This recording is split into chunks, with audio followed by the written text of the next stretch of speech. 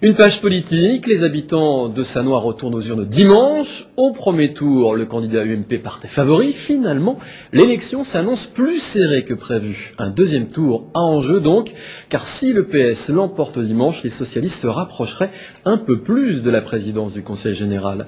Le candidat UMP ne croit pas en ce scénario. C'est un sujet de Johan Bensoussan avec Brice Martinelli. Le PS veut y croire. 289 petites voix séparent Christophe Duloir du candidat UMP.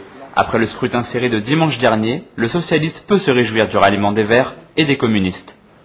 Je suis assez optimiste parce qu'en fait, on a travaillé sur le terrain et on a rencontré beaucoup de gens. Et en fait, sur un certain nombre de bureaux de vote, on a eu beaucoup plus de voix que la dernière fois. En plus, si on observe le comportement de la droite locale, on s'aperçoit qu'ils sont beaucoup moins sereins qu'aux élections précédentes. Donc pour moi, je pense que c'est quelque chose à mettre à notre crédit. Une sérénité qui pourrait bien être bousculée par deux inconnus. Tout d'abord la participation, très faible au premier tour, 24%, elle sera la clé dimanche prochain. Ensuite, l'attitude des électeurs du MoDem. Son candidat, Aïba Ouessi, a décidé de ne pas donner de consigne de vote. Autant d'éléments qui entretiennent l'espoir pour le candidat soutenu par l'UMP. On verra. Moi, je crois que effectivement, nous avons nous aussi des réserves qui s'excluent de voir dans nos électeurs traditionnels.